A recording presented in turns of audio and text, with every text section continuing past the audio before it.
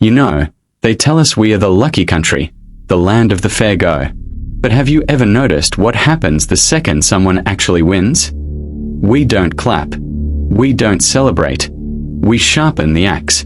It's the most toxic, unspoken rule in our culture. If you dare to stand a little taller than the rest, we'll make sure you're cut back down to size before sunset. They call it tall poppy syndrome, but to those of us who've lived it, it feels more like a national sport. Today, we are peeling back the layers on why we are so terrified of success, and how this crabs in a bucket mentality is silently killing our future. Let's get into it. G'day mates. I've spent months looking into this, talking to entrepreneurs who left our shores, artists who went silent, and families torn apart by the weight of expectations. We are raised to be humble, right? But there's a massive difference between humility and self-sabotage. In this 5-minute deep dive, we are going to uncover 3 brutal, real-life stories. We'll look at why we love an underdog but treat a winner like a traitor.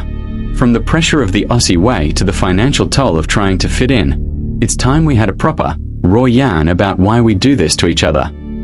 Story 1. The Silicon Valley Exiles. First up, let's talk about the brain drain. Everyone asks why our best tech talent packs up and heads to the US. Is it just the money? No, it's the atmosphere. Take Sarah, a brilliant software engineer from Melbourne. She built a platform that revolutionized logistics. When she started getting traction, she didn't get investors knocking on her door with champagne. She got trolls. People she'd known for years started calling her a bit of a sellout or a Silicon Valley wanker behind her back. She was told she was getting too big for her boots. She eventually closed shop here because the social pressure, the feeling of being constantly monitored for any sign of arrogance, was unbearable. She moved to Austin, Texas, and within a year, she was a multimillionaire. She told me, in the US, people asked how they could help. In Australia, they asked when I'd fail. That's the tall poppy, a silent cancer in our startup culture. Story 2. The suburbia tax. Next, let's go to the burbs, the heart of the Aussie dream. You've seen it, right? Someone gets a promotion, buys a slightly nicer car, or puts a new pool in the yard. What happens?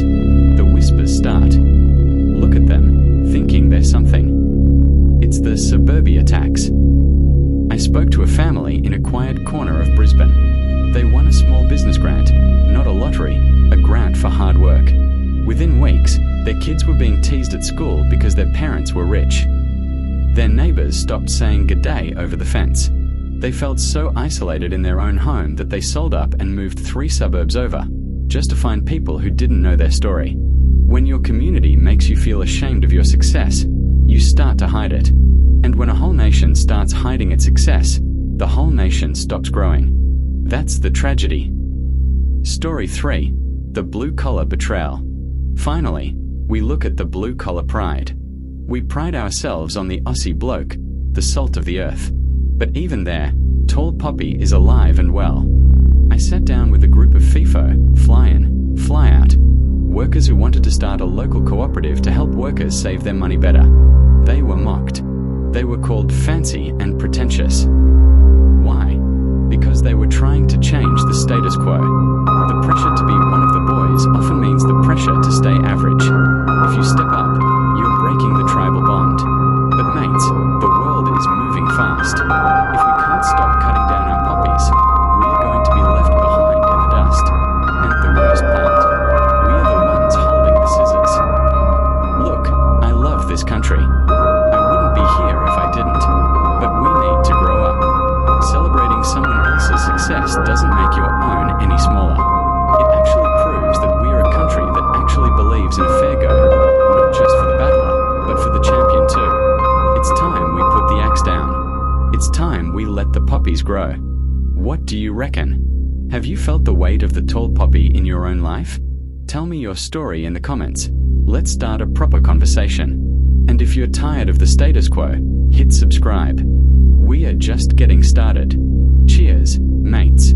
See you in the next one.